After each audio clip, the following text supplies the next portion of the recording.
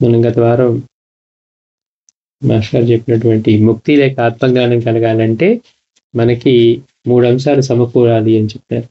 ఒకటి పరిపూర్ణమైన సద్గురువు దొరకాలి.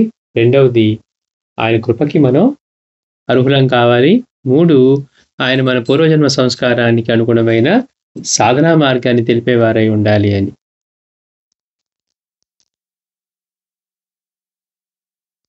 అయితే కలి ప్రభావం వల్ల ఈ రోజుల్లో మనకి ఆత్మజ్ఞానం లేకనే సద్గురువులుగా ప్రకటమయ్యేవారు ఎందరో. అందుకనే కృష్ణ భగవానుడు ఆ యుగంలోనూ హెచ్చరించారు. తర్వాత వచ్చిన గురువులందరూ కూడా దాని పట్ల జాగ్రత్త వహించమనే చెప్పారు. సాయినాథుడు కూడా అదే చెప్పారు. నా దగ్గరికే కాదు, ఎక్కడికి పరుగులెత్తవద్దు మంత్రోపదేశం కోసం అని. అయితే మరి బాబానేమో ఎక్కడికి పరిగెత్తొద్దని చెప్తున్నారు. మరి మనలాంటి వాళ్ళకి మార్గం ఏంటి అంటే మాస్టర్ గారు అంటున్నారు, మరి మనకి ఆ పై 3 అంశాలు సమకూడేది ఎలా అంటే దానికి మాస్టర్ గారు అంటున్నారు, మనం ఒకసారి భక్తుల యొక్క అనుభవాలు శ్రద్ధగా పరిశీలిస్తే బాబా అందించినటువంటి శాశ్వతమైన బాట ఏంటో అర్థమవుతుంది. అంటే వారు అవతారంతో ఉన్నప్పుడే కాకుండా తర్వాత కూడా మనందరికీ అందించిన మార్గం ఏంటి ఆయన అనుగ్రహానికి అనేది అర్థమవుతుంది. దాన్ని మనం శ్రద్ధతో విశ్వాసంతో అనుసరిస్తూ ఉండటమే మన కర్తవ్యం. అదే నిష్ఠావరములనే దక్షిణానికి సమర్పించడం అంటే అంటున్నారు.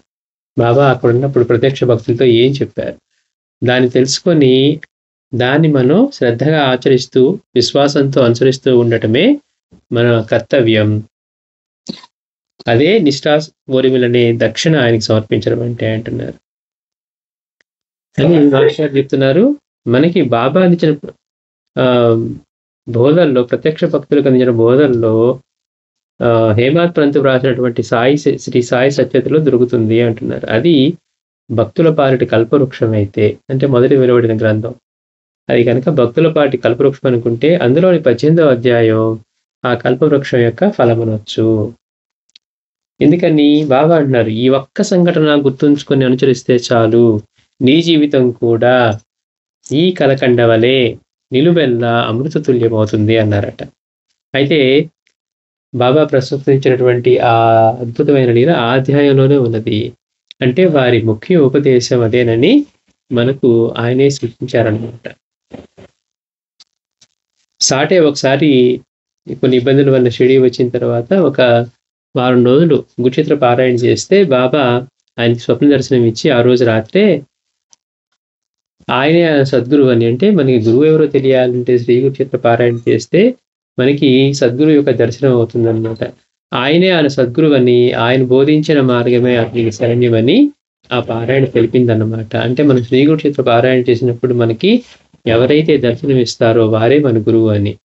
అట్లా ఈయన పారాయణ చేయగానే ఈయనకి దర్శనం ఇవ్వటం ద్వారా బాబా తమ గురువు అని. ఎందుకని ఆ గ్రంథం పట్టుకొని ఏదో చెప్తూ ఉన్నారంటే ఇది అర్థం కాక తర్వాత అడిగించినప్పుడు మళ్ళీ ఇంకొక సప్తాహం ఆ గ్రంథం పారాయణ చేయాలని చెప్పించారనమాట. ఇది వారి ముఖ్య బోధనలో మొదటిది. సాటేకు కలిగిన స్వప్న సందేశం గురించి వినిన హేమాత్ పంత్కు బాధ కలిగింది. ఎందుకని, అయ్యో నేను ఇన్ని సంవత్సరాలుగా పారాయణ చేస్తూ ఉన్నా, నాకు ఎప్పుడు కూడా ఇట్లాంటి స్వప్న సాక్షాత్కారం కానీ ఇవి కలగలేదు, ఒక్క వారంలోనే సాటేకి లభించిందే అని అతనికి ఆ తలంపు రాగానే బాబా ఏం చేశారంటే, నువ్వు శ్యామ ఇంటికి వెళ్ళి అతనితో మాట్లాడి అతని నుండి 15 రూపాయలు దక్షిణ తీసుకురా అని చెప్పారట. అంటే మనం గురువు దగ్గర చూడవలసిన గొప్ప విషయాల్లో ఇంకోటి ఏంటంటే గురువు యొక్క బోధనా పద్ధతి. రెండవది ఆయన ఎంత అద్భుతంగా బోధించేవారో. స్వయంగా బోధించడమే కాకుండా ప్రత్యక్షంగా ఆయన భక్తుల చేత అక్కడ వాళ్ళకి అటువంటి లీలలు ప్రేరేపించి మరి వీళ్ళకి తెలియజేసేవారనమాట. అందుకని మాస్టర్ గారు అంటారు, బోధనా దక్షత సమర్థత అంటే ఎక్కడి నుంచైనా రక్షించగలగటం, ఎలాంటి పరిస్థితి నుంచి అయినా చివరి క్షణంలో ఉన్నా సరే రక్షించగలగటం అంటే సర్వసమర్థత. అట్లాగే బోధనా దక్షత ఒక గురువు దగ్గర పరిపూర్ణమైన గురువులో ఈ బాగా ప్రకటమవుతాయట. అయితే శ్యామ దగ్గరికి వెళ్ళినప్పుడు శ్యామ పూజ ముగించుకొని వచ్చిన తర్వాత బాబా ఆదేశం విని బాబా ఇక్కడికి ఎందుకు పంపారు, సరే ఆయన స్ఫురింపజేసే నీళ్ళు చెప్తాను అని చెప్పి శ్యామ హేమత్ పంత్ తోటి రాధాబాయి నీళ్ళు చెప్పారట. ఒకసారి రాధాబాయి బాబా దగ్గర నుంచి మంత్రోపదేశం ఆశించి బాబా దగ్గరికి వచ్చింది. అయితే బాబా సాంప్రదాయం మంత్రోపదేశం కాదు కాబట్టి ఆయన నుంచి ఏమి వెంటనే రెస్పాన్స్ ఏం లేదట. 2 రోజులు అయిపోయింది, 3 రోజులు అయిపోయింది. ఆవిడేమో పెద్ద ఆవిడ. అయినా కానీ ఉపవాసం చేస్తూ బాబా నాకు మంత్రోపదేశం చేస్తేనే నేను ఉపవాసం విడుస్తానంటే శ్యామ భయపడిపోయాడంట. అనవసరమైన గొడవ అవుతుందేమో, ఎక్కడ ఏమి ఇబ్బంది అయినా కానీ అని చెప్పి బాబా దగ్గరికి వెళ్ళి బాబాని బ్రతిమలాడాడట. బాబా ఆవిడకి ఏదైనా చెప్పి పంపించండి అని. అప్పుడు బాబా పిలిపించినప్పుడు బాబా చెప్పారు, అమ్మ అనవసరంగా ఎందుకు నువ్వు బాధించుకుంటావు, ఈ ఉపవాసం తపవాసం ఎందుకు, నేను నా గురువుని ఎట్లా సేవించానో నువ్వు కూడా నా గురించి అలానే చింతన చేస్తూ ఉండు, నీ దృష్టి నాపై పెట్టు, నా దృష్టిని యందు ఉంచుతానని చెప్పి బాబా ఆమెకు చెప్పారనమాట. అది ఉత్తమమైన, అంటే బాబా తమ అనుగ్రహం పొందిన మార్గం, తన గురువు నుంచి తను ఎలా అనుగ్రహం పొందారో మనల్ని కూడా అలానే చేయమని చెప్తున్నారనమాట. తన గురించి నిరంతరం చింతన చేయటమే ఉత్తమ సాధనమని బాబా గూర్చి కృష్ణ భగవానుడు చెప్పినా అదే చెప్పారు, రమణ భగవాన్ చెప్పినా అదే చెప్పారు, ఏ మహనీయుడు చెప్పినా కానీ అదే చెప్తారు, తన గురించి చింతన చేయమని. నిరంతరం చింతన, ఎవరైతే నిరంతరం చింతన చేస్తారో వాళ్ళ యోగక్షేమాలు వహిస్తానని మనకి కృష్ణ భగవానుడు అదే చెప్పారు. సాయినాథుడు కూడా నీ దృష్టి నాపై పెట్టు, నా దృష్టి నీపై పెడతాను అని చెప్పి బాబా చెప్పారు. అందుకని అదే అట్లా తమ గురించి, అంటే సాయి గురించి నిరంతరం చింతన చేయటమే, గురువు గురించి నిరంతరం చింతన చేయటమే ఉత్తమమైన సాధనం. రోజు మొత్తంలో మనం ఎంతసేపు చేస్తామో మనమే ఆలోచించుకోవాలి. తాము కూడా తమ గురువుల సేవించడం వల్లనే తాము కూడా తమ గురువును అలాగా సేవించడం వల్లనే అంతటి ఉత్తమ స్థితి పొందామని చెప్పారు. నేను పొందిన ఇది వేరే సాధన ఏం చేయలేదు, శాస్త్రాలు లేవు, లేకపోతే మంత్రోపదేశాలు లేవు, ఇంక నేను చదివించి చేసింది ఏమీ లేదు, కేవలం నా దృష్టి గురువు మీద పెట్టాను, నా గురువు దృష్టి నాపై పెట్టి నన్ను ఉద్ధరించారు, అందుకని నువ్వు కూడా అలానే చేస్తే నీవు అలానే ఉద్ధరింపబడతావు అని బాబా మనకి ఆయన అనుగ్రహం పొందే మార్గము, ఆయన గురించి నిరంతరం చింతన చేస్తే మనకిచ్చే ఇది కూడా చెప్తున్నారు, నీ కర్మ నశిస్తుంది, నీవే నేనుగా మారిపోతాను అంటున్నారు. ఈ రీతిన శ్యామ నోటి వెంట సాయినాథుని ముఖ్యోపదేశం హేమత్ పంత్కి లభించింది. అట్లాగే ఒక పనిపిల్ల నోటి నుంచి దాసగణకు ఉపనిషత్తు యొక్క సారం తెలిపినట్లు బాబా దగ్గరికి వచ్చి, బాబా నాకు ఈశావాసోపనిషత్తు దాని సారం కావాలంటే బాబా అన్నారు, నువ్వు వెళ్ళేటప్పుడు దీక్షిత్ ఇంటి దగ్గర ఆగు, నీకు దీక్షిత్ ఇంట్లో పనిపిల్ల తెలుపుతుంది అన్నారట. మిగిలిన వాళ్ళు ఇదేంటి ఉపనిషత్తుకి పనిపిల్ల చోట వెళ్ళిపోయారు. సరే బాబా మంది విశ్వాసం కలిగిన తర్వాత దాసగణుడు దాని గురించి ఆలోచనలని వెళ్తే అక్కడ అతనికి అలానే లభించింది. అంటే శ్యామకి బాబా ఎందుకు 15 రూపాయల దక్షిణ తీసుకురమ్మన్నారు అంటే, శ్యామకు కూడా అభ్యాసం వల్ల నిత్య పారాయణ యాంత్రికమై ఉండవచ్చు. మనం రోజు పారాయణ చేస్తూ ఉంటే ఏమవుతుంది, యాంత్రికమైపోతుంది, మనసు దాని మీద నిలవటం, ప్రీతి కలగటం, పరాయణత చెందడం బదులు యాంత్రికంగా అయ్యో నేను చదివాము ఇదే నీళ్ళు గుర్తొస్తుంది, లేకపోతే ఇంకేదో అవుతుంది అని, అంటే మన శ్రద్ధ లేకుండా. అందుకని పారాయణ చెప్పిన ఎలా చేయాలట అంటే, అందుకని అతడు దశేంద్రియాలు పంచప్రాణాలను వడ్డీ నిష్ఠతో పారాయణ చేయాలని హెచ్చరించడానికి అతని నుండి 15 రూపాయల దక్షిణ కోరి ఉండవచ్చు. మనకే సమాధానం వస్తుంది, మనం చేసే పారాయణ బాబాకు తెలుస్తుందా అంటే తెలుస్తుంది. ఫలితం ఎందుకు రావట్లేదు అంటే, మనం బాబా అడిగినట్టుగా, మనం 15 రూపాయల దక్షిణ అడిగినట్టుగా సామాని మన ఇంద్రియాలు దశేంద్రియాలు అలాగే పంచప్రాణాలను బట్టి మనం పారాయణ చేస్తున్నామా, మన మనసు పారాయణత చెందుతుందా, లీల మీద ఇంకా ఇంకా ప్రీతి కలుగుతుందా, ఆ లీలలో పారాయణత చెంది బాబా యొక్క ఆయన యొక్క ప్రేమ స్వరూపం కనపడుతూ ఉందా, ఆయన యొక్క అద్భుతమైన బోధ తెలుస్తూ ఉందా, అంటే మన మనసు ఎంతగా అంతలో లీనమవుతూ ఉంటే అంత గొప్పగా అనిపిస్తుంది అన్నమాట. అయితే బాబా యొక్క బోధనా దక్షత ఎట్లాంటిది అంటే, ఆ సమయంలో శ్యామకు కురింపజేసిన లీల సరిగ్గా హేమత్ పంత్ను బాధిస్తున్న ప్రశ్నకు సమాధానం ఉండటమే అందులోని చమత్కృతి. అంటే బాబా ఏం చేసినా ఎంత పర్ఫెక్ట్గా చేస్తారు అంటే, ఇద్దరికీ సమాధానం వచ్చేట్టుగా అటు శ్యామాని కరెక్ట్ చేస్తున్నారు, ఇటు మన హేమత్ పంత్ని చేస్తూ ఉన్నారు. అంటే ఇంతకాలం నుంచి పారాయణ చేస్తున్నాం, మనలాగే హేమత్ పంత్ కూడా 40 సంవత్సరాల నుంచి పారాయణ చేసి ఉండొచ్చు. అందుకే ఆయనకి బాబాయ్ అనుగ్రహం కలిగి గ్రంథ రచన చేసేదానికి మనకి అవకాశం కలిగింది ఆయనకి. అయితే మనం కూడా ఇప్పుడు మనం ప్రశ్నించుకోవాల్సిందంటే, మనం కూడా పారాయణ యాంత్రికంగా చేస్తూ ఉన్నామా, మనసు పెట్టి చేస్తూ ఉన్నామా, చేస్తున్నంతసేపు ప్రీతి కలుగుతుందా, చేస్తున్నంతసేపు ఆనందం కలుగుతూ ఉందా, లేదు ఇక్కడ పారాయణ చేసే మనసు ఎక్కడో పోయి అబ్బాయి ఇది అయిపోగానే వెళ్ళిపోదాం అనిపిస్తుందా? అంటే ఎందుకు మనకి పారాయణ చేస్తే ఫలితం రాదు, రావట్లేదు, అనుకున్నంతగా రావట్లేదు, మిగిలిన వాళ్ళందరికీ వస్తుంది కదా అంటే, మనం ఆయన చెప్పినట్లుగా చేస్తూ ఉన్నామా? పంచప్రాణాలు, దశేంద్రియాలు ఇవన్నీ వడ్డి మనం నిష్ఠతో పారాయణ చేస్తూ ఉన్నామా?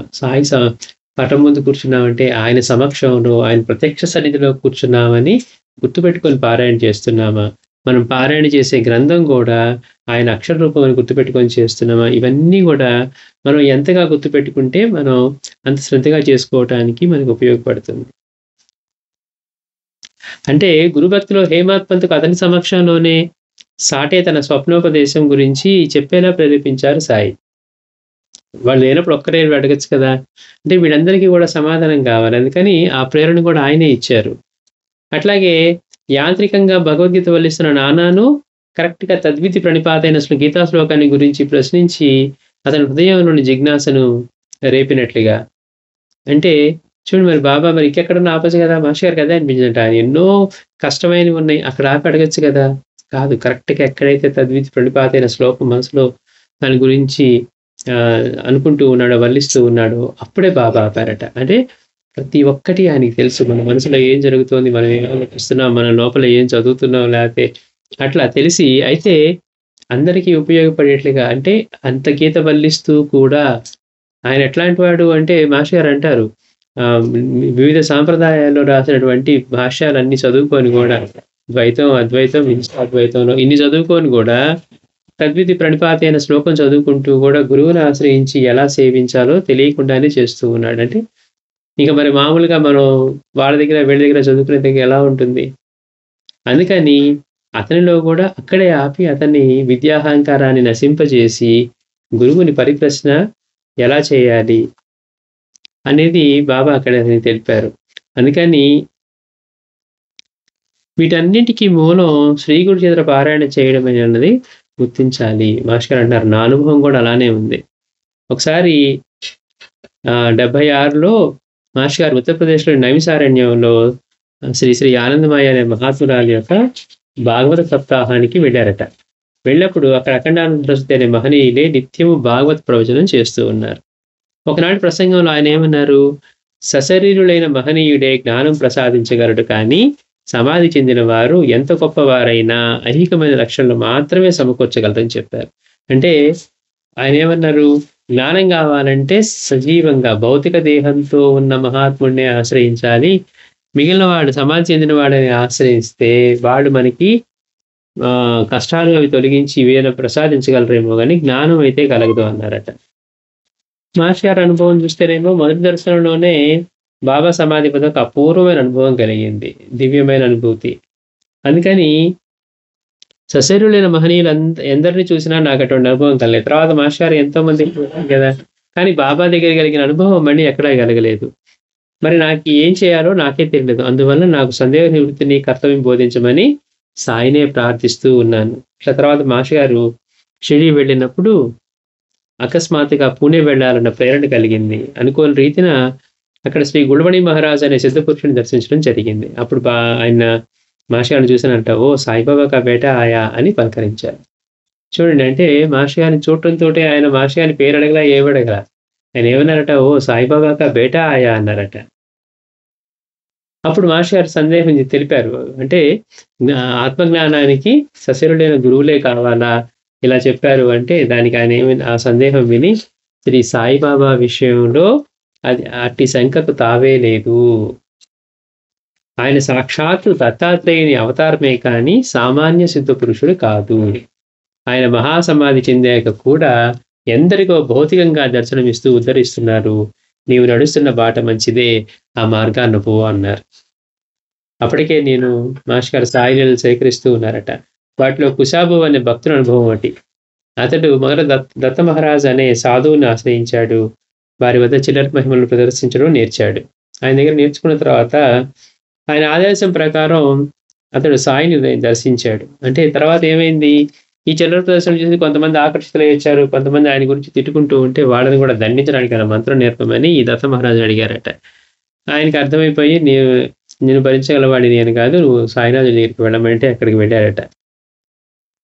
అప్పుడు ఆయన చిల్లర మహిమను మాన్పించి బాబాయ్ ఏం చేశారు, మసీదులో కూడా రానివ్వకుండా నువ్వెంతో పాపం మూట కట్టుకున్నావు కనుక అవన్నీ నీకున్న సిద్ధిని విడిచి వస్తేనే ఈ మసీదులోకి రాణిస్తానన్నారట.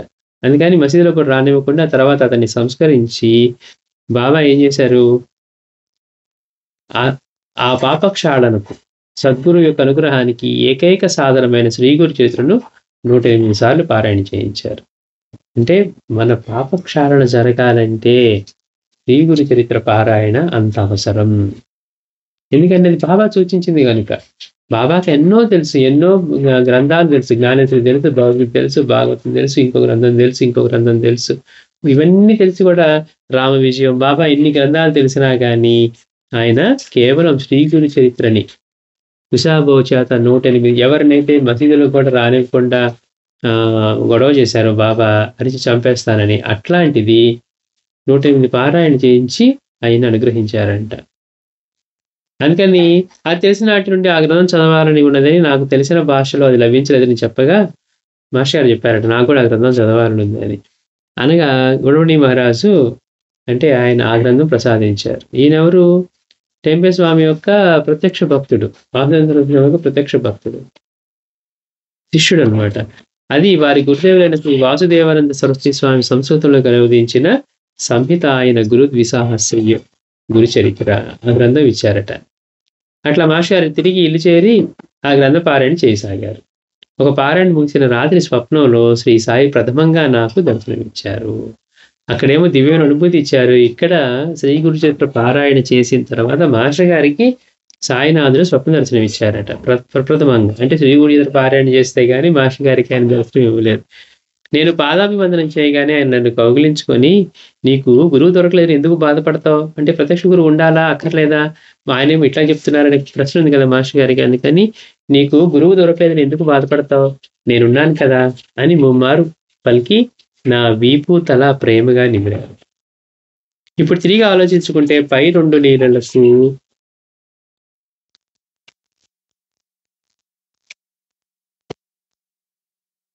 సౌమ్య మార్గమైంది. అంటే హేమాత్ పంత్ వల్లనే సాధనలో మాంద్యం పొందిన నాలో నైమిసారణ్యంలో సందేహం కల్పించి అన్వేషణకు ప్రేరేపించారు సాయి. అలానే నన్ను పూణేని పంపి సందేహ నివృత్తి చేశారు. మనం ఆశ్రయించవలసిన గురువుని గురించి తెలిపే వారి అనుగ్రహానికి పాదన చేయగల శ్రీ గురు చరిత్ర ప్రసాదించారు. అంటే ముందు సందేహం కలిగించారు, మళ్ళీ అక్కడికి పంపించి మళ్ళీ ఆ గురు చరిత్రని కూడా అందేట్లుగా చేసి ఆ గురు చిత్ర పారాయణ తర్వాత బాబా స్వప్న దర్శనం కూడా ఇచ్చి అనుగ్రహించారు. అంటే దాని పారాయణ తర్వాతనే సాటేకులాగా తమ స్వప్న దర్శనము ఆశీర్వచనము ప్రసాదించారు. ఎవరికి, మాస్టర్ గారికి. అలాంటి ఆ లీలలకు షిరిడీ ద్వారకామాయి రంగస్థలాలైతే అలనాటి ఆ లీలలకి షిరిడీ ద్వారకామాయి రంగస్థలాలైతే ఈనాటి నా అనుభవానికి నైమిసారణ్యము షిరిడీ పూణేలు రంగస్థలాలైపోయాయి అంటున్నారు. అంటే మాస్టర్ గారు ఇక్కడ బాబా శ్రీ గురు చరిత్ర యొక్క ప్రాశస్త్యం మనకి తెలియజేస్తూ ఉన్నారు. బాబాకు తెలిసిన ఎన్నో గ్రంథాలు ఉన్నా ఆ సమయంలో అతని పాపక్షాళనకు, అంటే మనకు అనిపిస్తుంది మనం ఏమైనా వ్రతాలు చేసుకుంటే పాపాలు పోతాయా అంటే పోవు. ఒక్క గురుసేవ వల్లనే పాపాలు పోతాయి అంతే తప్పించి, ఒకవేళ మనం ఏదైనా వ్రతాలు విడి వ్రతాలు చేసుకుంటే, ఇంకేదన్నా పుణ్య కార్యక్రమాలు చేసుకుంటే మన పాపాలు ఎప్పటికీ రద్దవ్వవు. కేవలం మనకి పుణ్యం సమకూడొచ్చు. అందుకని పాపక్షాళనకు మామూలుగా ఏమంటారు, చేసింది అనుభవించి తీరవలసిందే అంటారు. కానీ ఒక్క గురువే ఏమైనా మనకి అడ్జస్ట్ చేయగలరు వాటిని. అందుకని మనకి అట్లాంటి పాపం మనం ఎన్నో చేస్తుంటాం, తెలిసి తెలియక ప్రతి మనిషి చేస్తూనే ఉంటారు. మనకి మార్గం ఏంటి అంటే స్వయంగా సాయినాథ్ తెలియజేశారు.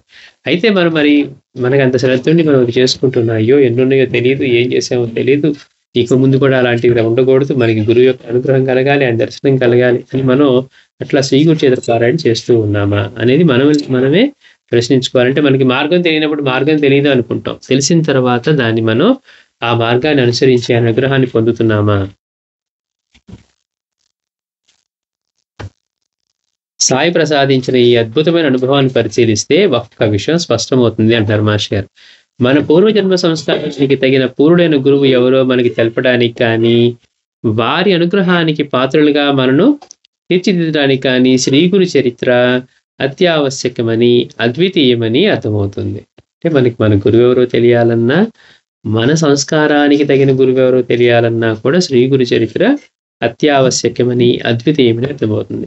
అందుకే తమను కుశాబో దర్శించిన తమ అనుగ్రహానికి అతడు పాత్రడవడానికి సాయి అతని చేత ఆ గ్రంథ పారాయణ చేయించారు. అంటే గురువుని అంటే ఎట్లా ఉంటారు, గురువుని ఎలా సేవించాలి, గురువుని శ్రద్ధాభక్తులకు ఎలా సేవించాలి, ఇవన్నీ గురువు యొక్క సమర్థత ఏంటి, ఆయన ప్రేమ ఎలా ఉంటుంది, ఇవన్నీ మనకి శ్రీ గురు చరిత్ర చదివితే కానీ మనకి తెలియదు. బాబా ఏ రోజు కూడా నన్ను పూజించు అని ఎప్పుడు చెప్పలేదు. అందుకని మనకి ఆ గ్రంథం దర్శనం తర్వాత అతని మనసు కూడా ఎంతో సంస్కరించబడుతుంది అనమాట. అందుకే తమను కేవలం దర్శనం మాత్రంతో తను అనుగ్రహించలేదట. అతను దర్శించిన తర్వాత బాబా అతని చేత 108 పారాయణ చేయించి శ్రీ గురు చరిత్ర అతను అనుగ్రహించారు. వారు మహాసమాధి అయ్యాక కూడా వారు మనకి చూపే మార్గం అదేనని నా అనుభవం కూడా తెలుపుతున్నది. సరే, మరి కుశాబోచారు చేయించారు అంటే మాస్టర్ గారు అంటున్నారు, నా విషయంలో కూడా అదే జరిగింది కదా. నేను కూడా శ్రీ గురు చరిత్ర పారాయణ చేసిన తర్వాతే బాబా నాకు గురువులు బాధపడతావు ఎందుకు, నేనున్నాను కదా అని బాబా తెలియజేసి నాకు కూడా అదే మార్గం అని, అంటే ప్రత్యక్షంగా ఉన్న భక్తులకు తర్వాత వారికి కూడా అదే మార్గం అని మాస్టర్ గారు తెలుపుతూ ఉన్నారు. శ్రీ సాయి సచ్చరిత్రలో చెప్పినట్లు ఆయన బోధ అత్యద్భుతం. మనం బోధ అంటే బాబా అట్లా అన్నారండి, ఇట్లా అన్నారండి, అది చేయొద్దు అన్నారండి, ఇది చేయొద్దు అన్నారండి అని అనుకుంటాం. ఆ బోధలో అర్థమైనప్పుడు, బాబా బోధించే విధానం తెలిసినప్పుడు ఎంత అద్భుతంగా బోధించారు. పైగా ఆయన బోధించే ప్రతి విషయం కూడా ఎంత చక్కగా ఆయన పాటించి చూపారు. అంటే జవహర్లాల్ లాంటి వాళ్ళు వచ్చి బాబా నా శిష్యుడు అని చెప్పి చేస్తూ ఉన్నా కూడా ఎక్కడ ఆయన నువ్వెవడిరా అని అనలేదు. అతనికి మళ్ళీ సంస్కరించేంత వరకు కూడా బాబా అలానే మెసలారు. ఎవరు ఎట్లా మాట్లాడినా కానీ వీళ్ళందరూ కూడా చెప్పే ప్రతి మాటకి బాబా మనకి వేరే వాళ్ళు ఒక చిన్న మాట అంటే మనం గుచ్చుకుంటుంది కదా, బాబాని మీరు ఇలా ఉండమన్నారు అంటే ఆయన అన్ని మాటలు మనల్ని ఎవరంటారు అసలు. అంతటి మహనీయుడిగా అవతరించిన ఆయన అంటే నియమాలను పాటించిన వాడని, లేకపోతే ఇది లేనివాడని, అది లేనివాడని, ఆచారం లేనివాడని, శుద్ధం లేనివాడని, ఆయన స్నానం చేయనివాడని, ఆఖరికి మంచినీళ్ళు తాగే బావి దగ్గర కూడా రానియకుండా చేసి ఇంత చేశారు. అంటే అంతటి మహనీయుడిని కూడా ఆయన దగ్గరికి వచ్చిన తర్వాత కూడా ఆయన ఇంకా ముస్లిం అని బాగా ఆచారం పాటించే వాళ్ళైతే అట్లా ఇట్లా అంటే ఇన్ని రకాలుగా ఆయన్ని పిచ్చివాడని, మోసపోతున్నారని, డబ్బు కాజేస్తాడని ఎన్ని రకాలుగా ఎన్ని నిందలు ఎన్ని మాటలు అన్నా కానీ ఆయనలో కించెత్తు మార్పు కానీ, చరణం కానీ, ద్వేషం కానీ, కోపం కానీ లేదు. మరి బాబా చెప్పిన మాటలన్నీ ఆయన ఆశ్రయించి చూపిస్తూ ఉన్నారు. కానీ మనకేమవుతుంది, ఒక్క మాట మనల్ని ఎవరు అనగానే మనకి వెంటనే కోపం వచ్చేస్తుంది. మనకి వెంటనే మనలో ఉన్న అహంకారం మేల్కొంటుంది. నన్ను ఎవరు అంటానికి, అసలు నేనేం చేశాను, ఇంతే తప్పించి మనం ఎవరన్నా అన్ని వాళ్ళు చేసేదానికి వాళ్ళు ఫలితం పొందుతారు, మనం చేసేదానికి మనం ఫలితం పొందుతాం అని బాబా చెప్పినవి పాటించాలంటే కష్టంగా ఉందనే వాళ్ళకి ఆయన ఆచరణే మనకి తెలుపుతూ ఉందన్నమాట. అంటే అక్కడి నుంచి పక్కగా తప్పుకో కామ్గా అని చెప్పినట్టుగా. అందుకని మాస్టర్ గారు అంటున్నారు, ఆయన యొక్క బోధ అత్యద్భుతం, అద్వితీయం. ఆయన స్థితి కానీ బోధన కానీ అర్థం చేసుకోవడం చాలా కష్టం. అంతటి పూర్ణస్థితిలో ఉన్న వారు చెప్పే ప్రతి మాట మనకి అర్థం అవటం. అందుకే ఎంతో గొప్పగా చదువుకున్నాము సంస్కృతం, తర్వాత ఎంతో గొప్ప గ్రంథాలు చదువుకొని పాండిత్యం సంపాదించిన వాళ్ళకు కూడా బాబా లోతుగా చెప్పే కథలు అర్థం కాదు కదా, గుర్తు కూడా ఉండేవి కాదు. అంటే అంత కష్టంగా ఉండేవి. అందుకని ఆయన యొక్క బోధన తెలుసుకోవాలంటే అంత సామాన్యం కాదు. మనకి మాస్టర్ ఇవాళ అంత వివరంగా చెప్పి బాబా యొక్క లీలల్లో బోధనలో ఇంత అంతరార్థం దాగి ఉంది, బాబా అన్న మాటల్లో నా లీలలు గానం చేస్తే నీకు అందులో వెరలేని ముత్యాలు రత్నాలు దొరుకుతాయని బాబా చెప్పినటువంటి విషయం ఏంటట అంటే ఈ అద్భుతమైన బోధ. అవి తెలుసుకోవడంలోనే మనసు ఆనందం కలుగుతుంది. ఇక ఆచరించడం నేర్చుకుంటే ఇంకెంత ఆనందం కలుగుతుందో. అందుకని మాస్టర్ గారు అంటున్నారు, బాబాలు తీసుకుంటే అంతటి పై స్థాయిలో ఉన్న వారు కనుక వారు చేసే బోధ కానీ వారి స్థితిని కానీ అర్థం చేసుకోవడం చాలా కష్టం. కారణం తాము సద్గురువునని ఆయన ఎన్నడూ చెప్పుకోలేదు. కేవలం నేను పిచ్చి ఫకీరును బానిసను మాత్రమే ఆయన చెప్తున్నారు. ఆయన మాత్రం ఎప్పుడు నేను సద్గురువుని, నన్ను ఇలా సేవించండి అని ఏ రోజు చెప్పుకోలేదు. తమను భక్తులు ఎలా భావించవలసింది, సేవించవలసింది చెప్పని అత్యంత నిరాడంబరుడు. అంటే ఇలా సేవించుకుంటూ అలా సేవించుకుంటూ వెళ్ళలేదట. గురు పౌర్ణమి రోజు కూడా వెళ్ళి స్తంభాన్ని పూజించుకుంటున్నారు కానీ నన్ను పూజించని చెప్పట్లేదట. ఎవరన్నా ఆయన ప్రత్యక్షంగా పూజించకపోయినా కానీ చేయకపోయినా కానీ ఒప్పుకునేవారు కాదు. కానీ అది తెలియక వారి భక్తులు ఉత్తమ ప్రయోజనం పొందకుండా పోవడం కూడా ఆయనకి సమ్మతం కాదు. ఎందుకని?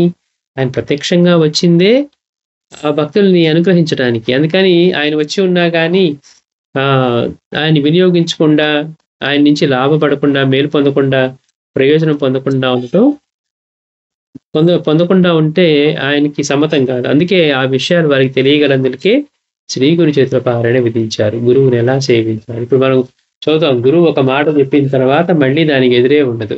వెళ్ళి దూకమంటే దూకాలి, చీకట్లో వెళ్ళమంటే వెళ్ళాలి, పాములు కాదు కదా ఏమున్నా కానీ వెళ్ళాలి. అంటే గురువుని ఎలా సేవించాలి? పంటని పోషించే ఇచ్చెలువులుగా అంటే ఆయన మళ్ళీ ఆలోచించకుండా భక్తి ఉంది కాబట్టి, నమ్మకం ఉంది కాబట్టి కట్టేయించాడు. అదే మనమైతే ఇదేంటి ఏదో మనకి లాభం చేస్తారనుకుంటే వచ్చిన పంటను కూడా కట్ చేయమంటున్నారు అనుకునేవాడు. కానీ ఏ విద్య లేదు, ఆయన కేవలం వ్యవసాయం చేసుకునేవాడు అనుకున్నా కానీ గురువు యొక్క మాటని ఎంతగా పాటించాడు. భార్య ఎంత గొడవ చేస్తూ ఉన్నా కానీ ఇటు వచ్చే లోపల అన్ని కోయించి పక్కన పెట్టి మళ్ళీ ఆయనే వచ్చి మేమేదో పరిహాసంగా అంటే నిజంగా అనంత పని చేశావన్నా కానీ ఏ మాత్రం తొడకలేదు. అవునా స్వామి అట్లా అన్నారా, నేనేదో నిజమానుకొని కట్ చేయించాను అనలేదు ఆయన. గురువు మాటే ప్రమాణం అన్నాడు. చూడండి, అంటే ఇవన్నీ గురువుని ఎలా సేవించాలో తెలిపే గ్రంథం. అందుకని గురుచరిత్ర పారాయణ ద్వారా మనకి గురువు యొక్క సన్నిధి దొరికితే మనం ఎలా ప్రవర్తించాలి, ఆయన అనుగ్రహానికి ఎలా పాత్రం కావాలి, గురువు మాటే శాసనం అన్నమాట. అంటే ఆయన అనుగ్రహానికి పాత్రలు అవడమే మనం చేయవలసిన పని. అందుకని అయితే ప్రతి వారికి అలా చెప్పలేదు కదా అని అందరూ అంటే అందరూ మోక్షులు ఉండరు. ఆ మాట వారే చెప్పారు. మామిడి పూత ఉదాహరణతోనూ తనను లౌకిక ప్రయోజనాలు ఆశించి ఆశ్రయిస్తారని చెప్పినప్పుడు కూడా మరికొందరికి భిన్నమైన అభిప్రాయాలు దృఢంగా నాడుకొని ఉండటం వల్ల కూడా సాయి చెప్పిన వారికి శ్రద్ధ కలగదు. బాబా స్వయంగా చెప్పి, ఒరే నేను ఇట్లా చేసి ఈ మార్గం పొందాను, నన్ను ఆశ్రయించి కేవలం మీరు నా మీద దృష్టి పెట్టండి, వేరే వాటితో ఏ సంబంధం లేదు, సత్యాన్ని అంటిపెట్టుకో, అన్ని జీవుల్లో నేనున్నాను గుర్తుంచుకొని ప్రవర్తించు. మనకి వేరే నియమాలు ఏం పెట్టలేదు. అయినా కానీ మనకి ఆ శ్రద్ధ కలగదు. ఈనాడు మనలో కూడా చాలా మందికి తెలిసినా కలగనట్లే శ్రీ గురుచరిత్ర పారాయణ చేసే ముముక్షువులకు గురువు యొక్క ప్రాశస్త్యం, సేవా విధానము బాగా అర్థమవుతాయి. అంటే తెలియక వారు ఏమనుకుంటారు, గురువు అంటే మానవుడు అని అనుకుంటూ ఉంటారు. కానీ గురువు అంటే త్రిమూర్తి స్వరూపం అని, భగవంతుడు మన కోసం మానవ రూపంలో వచ్చి మనలాగే తిరుగుతూ మనలాగే ఉంటారనే విషయం మనకి అర్థం కాక, ఓ గురువు అంటే ఆయన పూజించటం ఏంటి అని మనం చాలా మంది ఇటువంటి భావాలు కలిగి ఉంటారు. అందుకని మాస్టర్ గారు అంటున్నారు, శ్రీ గురుచరిత్ర పారాయణ చేస్తే ముముక్షువులకు గురువు యొక్క ప్రాశస్త్యం, సేవా విధానం బాగా అర్థమవుతాయి. మనమే సాధన చేసామనుకోండి, మనకు తెలిసిన ఏదో దేవతా ఉపాసన చేస్తూ ఎన్ని జన్మలు పట్టాలి, మనకి చేసేది కొంచెం అయితే రోజు ఎన్ని పాపాలు చేస్తూ ఎన్ని చేస్తూ ఉంటాం. కానీ గురువు యొక్క అనుగ్రహం పొందితే ఆయన ఒక్కసారి ప్రత్యక్ష దర్శనం ఇచ్చినా, లేకపోతే ఇంకో గురువు దగ్గరికి పంపించినా, ఇంకో మహనీయుడి దగ్గరికి పంపించినా అనుగ్రహం కలిగి ఊరికే ఆయన ఒక్కసారి సంకల్పం చేసినా, మన తల మీద చేయబెట్టినా చాలా అయిపోయింది. అప్పుడు దాకా ఉన్నవన్నీ పోవాల్సిందే. అంటే అవసరమైతే ఆ క్షణంలోనే అంతటి స్థితిని కూడా ఇవ్వగలరు. ఇవన్నీ కలగాలంటే ఏం చేయాలి అంటే ఇదిగో మార్గం అందించారు. శ్రీ గురుచరిత్ర పారాయణ చేయి. బాబా అంటున్నారు, నా గురించి చింతన చేయి. ఆయన అవతారాలు ఎక్కడ ఉన్నా లేకపోతే ఎక్కడ అవతారం ఆయనే పంపించి ఆయనే నిర్గ్రహిస్తారు. అందుకని ఇవన్నీ కూడా మనం మిగిలినవి ఎన్ని చేసుకుంటూ ఉన్నా ఎక్కడికి పోతున్నామో తెలియకుండా వాళ్ళని మెప్పించడం, వీళ్ళని మెప్పించడం, వాళ్ళ దృష్టిలో మనం కూడా బాగా చేసామనుకోవటం, ఇలా జరుగుతుందే కానీ మనకి దివ్యమైన అనుభూతి కలుగుతుందా? మనం ఈ పని చేస్తూ ఉండటం వల్ల మన పాపక్షాళం జరుగుతుందా? మన మనసు పవిత్రం అవుతుందా? ఇవన్నీ కూడా మనకి ఎంతో అవసరమైన విషయాలు. అందుకని వీటన్నిటికీ సమాధానం ఏంటి అంటే శ్రీ గురుచరిత్ర. అందుకని బాబా కూడా శ్రీ గురుచరిత్ర పారాయణ విధించారు. శ్రీ గురుచరిత్ర పారాయణ చేసే ముముక్షులకు గురువు యొక్క ప్రాశస్త్యం, సేవా విధానం బాగా అర్థమవుతాయి. అందువల్ల సాయి ప్రాశస్త్యము వారిని సేవించవలసిన విధానం కూడా బాబా అంతటి త్రిమూర్తి స్వరూపం. ఇప్పుడు మనం బాబా ఒక మాట చెప్తే ఎందుకు ఆచారం గురించి పాటించుకో, ఆ మోతీస్ అందులో ఏముందో చూడని ఉడుకుతున్న మాంసం చూడమన్నా కానీ గురువు మాటే ఇంక మళ్ళీ దానికి ఎదురే ఉండదని చెప్పి తీసిన వాళ్ళు ఉంటారు. బాబా ఒక్క మాటతో దాన్ని నరుకు అంటే కూడా మేకను నరుకుంటే ఆయన నరికేయగలరు. అట్లా భక్తులు గురువు చెప్పిన మాటని పాటించటం. అంటే గురువు దగ్గరుండి గురువు మాట పాటించలేకపోతే అప్పటిదాకా వండుకున్న వంటంతా బోర్లించి వెళ్ళిపోవడమే అంటారు మాస్టర్ గారు. అందుకని గురువు మాట మాట్లాడితే, అయ్యో! ఈ శాస్త్రంలో అట్లా చెప్పలేదే, అయ్యో! మేకని చంపితే అంటే బాబాకి అంత మాత్రం ప్రేమ జాలి ఆ మేక మీద లేదా మనకున్నంత? అంటే మన విచక్షణ పనిచేయటం అనేది ఉండకూడదు. ఇంకా గురువు చెప్పారు అంటే కళ్ళు మూసుకొని చేయగలిగేయటం. శ్రీ గురు చరిత్ర పారాయణ తెలిపే విషయం మరొకటున్నది అంటున్నారు మాస్టర్ గారు. అదేంటట, శ్రీ గురు లీలలు విని మననం చేయడం వల్ల భక్తి, వివేకము తీవ్రమై వారిని సేవించగోరుతాడు నామధారకుడు. ఆయనకెట్లా ఉంది, ఫస్టు నాకు శ్రీ గురు దర్శనం కాలేదు అని చెప్పి ఆయన శంకిస్తూనే ఈసారి గనక ఆయన దర్శనం కాదు నా ప్రాణం విడుస్తానని బయలుదేరాడు నామధారకుడు. కానీ సిద్ధుడు దత్తుడు ఆయనకి స్వప్నంలో దర్శనం ఇచ్చిన తర్వాత సిద్ధుడి రూపంలో మళ్ళీ ఆయన ప్రత్యక్ష దర్శనం ఇచ్చి శ్రీగురు యొక్క లీలలని బోధించిన తర్వాత అతనికి ఎలా ఉంది, మనసు ఇంకా ఇంకా శ్రీగురుని గురించి తెలుసుకోవాలని ప్రశ్నించటం. అంటే మనమే గనక నామధారకుడు లాగా అనుకుంటే మనకి ఇప్పుడు మనం ఎవరిని సేవిస్తూ ఉన్నా వారి గురించి ఇంకా ఇంకా తెలుసుకోవాలని మనసు ఉవ్విళ్ళూరుతూ ఉందా? ఇప్పుడు మనం ఏదన్నా ఉన్నామనుకోండి, భౌతికమైన జీవితంలో సంపాదించిన వాటిని మనం ఇంకా పెంచుకోవాలనుకుంటాం. అట్లా మనసుకి మనం ఆరాధించే ఆయన గురించి ఇంకా తెలుసుకోవాలి. తెలుసుకుంటే గాని ఇంకెంతమంది వచ్చారు, ఇంకెవరు రక్షింపబడ్డారు, ఇంకెంతమంది ఆయన మా కరుణకి పాత్రులయ్యారు. ఇప్పుడు శ్రీగురుడిని అడుగుతూ ఉంటాడు ఆయన సిద్ధుడిని, స్వామి ఇంకెవరు వచ్చారు శ్రీగురుడి దగ్గరికి, ఇంకెంతమంది కవులు వచ్చారు, మరి ఇంకో ఇద్దరు కవులు వచ్చారు, వాళ్ళు ఏం చేశారు, వీళ్ళు ఎట్లా రక్షింపబడ్డారు అని. అంటే ఏంటి, మన మనసు మనం ఆశ్రయించిన గురువు యొక్క గొప్పతనాన్ని వినటంలోనే ఆనందం కలుగుతుంది, మనసు పవిత్రం అవుతుంది, ఆయన గురించి ఇంకా ఇంకా తెలుసుకోవాలనే ప్రీతి కలుగుతుంది అనమాట. అందుకని అట్లా దర్శించిన తర్వాత ఏమవుతుంది, అబ్బా ఇప్పుడు మనం అనుకున్నాం స్వామీజీ దగ్గర ఇంత ప్రత్యక్షంగా ఇట్లా ఉండేదట, మాస్టర్ దగ్గరికి వెళ్తే అసలు ఉదయం వెళ్తే సాయంత్రం దాకా రోజంటే గంటలాగా గడిచిపోయేదట, ఏమున్నా ఏమి లేకపోయినా అక్కడ ఏం జరుగుతుందని అంటే వారి దివ్య సన్నిధిలో వారి ప్రేమ ముందు ఆయన దగ్గర నుంచి ప్రకటమయ్యే ఆ ఆనందము చల్లదనంలో కరిగిపోయేంత. అంటే మిగిలినవి ఎన్నో సమస్యలతో ఉండి అక్కడికి వెళ్ళి ఊరికే కూర్చున్నంతలోనే వాళ్ళకి అవి ఏమీ గుర్తుకు కూడా రాకుండా మళ్ళీ ప్రశాంతంగా ఉండేంత, అంటే మనసు అంత హాయిగా ఉండగలిగేంత. అట్లా వారి లీలలు విని మననం చేయడం వల్ల మనకి భక్తి, వివేకము తీవ్రమే. అంటే మనకు అనిపిస్తుందా లేదా, అంతటి మహనీయుడు మనకి దొరికితేనే ఇప్పుడు వెళ్ళి మనం కూర్చోమో శ్రీశైలంలో అనిపిస్తుంది. అంటే ఎప్పుడు జరుగుతుంది అది, స్వామి ఎంత ప్రేమ స్వరూపము, ఎంతమంది వస్తే ఆయనకి ఎంతమంది భక్తులకి ఆయన ఎంతటి మేలు చేశారో, ఎంతమంది ఎన్నో జన్మల నుంచి వచ్చిన కష్టాలను కానివ్వండి, రోగాల్ని కానివ్వండి, ఎన్నిటిని ఆయన తొలగించి ఎట్లాంటి ఆపదల్లో కాపాడారో, వీళ్ళని జన్మలా వీళ్ళని ఎట్లా నడిపిస్తూ ఉన్నాడో అవన్నీ తెలిసినప్పుడు మనకు కూడా అట్లాంటి మహనీయుడి దర్శనం అయితే ఎంత బాగుండు అని మనసుకి. అంటే ఎప్పుడైతే మనం గురువు యొక్క లీలలు విని మనసు మనకి ఇంకా ఇంకా విన్న తర్వాత మనకు కూడా దర్శనం అవ్వాలని కోరిక కలుగుతుందో, అంటే అక్కడ నామధారకుడు కలిగినట్టుగా. అందుకని మాస్టర్ గారు అంటున్నారు, శ్రీ గురుని లీలలు విని మననం చేయడం వలన భక్తి, వివేకము తీవ్రమై వారిని దర్శించి సేవించాలని కోరుతాడు నామధారకుడు. ఆ స్థితిలో అతనికి మొదట శ్రీగురుని సేవ కృప వలన పరిపూర్ణమైన సిద్ధ సరస్వతి దర్శనం మొదటి స్వప్నంలోనూ తర్వాత ప్రత్యక్షంగానూ జరుగుతుంది. అయినా సిద్ధుడు తననే ఆశ్రయించి సేవించమని నామధారుడికి చెప్పడు. అంటే ఆయన శ్రీగురుడే నిజమైన గురువు, నేను కేవలం ఆయన శిష్యుని అని చెప్పుకున్నాడు ఆయన.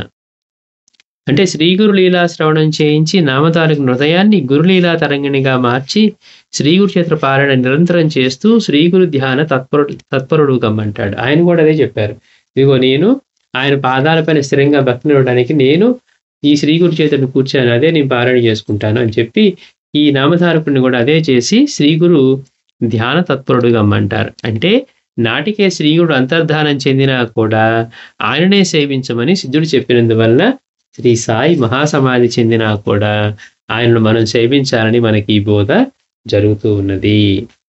సాయి అనుగ్రహం పొందటానికి శ్రీ గురు చరిత్ర పారాయణ కూడా ఆవశ్యకమని సాయి సూచించారు. అంటే మనకి మాస్టర్ గారు అంటారు, శ్రీ గురు చరిత్ర బాబా చరిత్ర రెండు కన్నులు లాంటివి. అంటే మనం సాధ్యమైనంతగా ఎక్కువగా చరిత్ర పారాయణ చేసుకుంటూ ఉంటేనే మనం దారి తప్పకుండా ఉంటాం. మాస్టర్ గారు అంటారు, సాయి భక్తి అనే దీపం మనలో వెలిగింది, దీపం వెలిగించడం బానే ఉంది, దాన్ని కాపాడుకోవటం ఎట్లా ఇటు నుంచి అటు వెళ్తూ ఉన్న మన చుట్టూ మనం ఉన్న వాళ్ళందరూ మనలా ఉండరు. లేకపోతే అందరూ బాబాని సేవించేవాళ్ళో, లేకపోతే ఈ మార్గంలో ఉండి ఉత్తమ శ్రేయస్సు పొందాలనే వాళ్ళు ఎవ్వరు దొరకరు మనకి.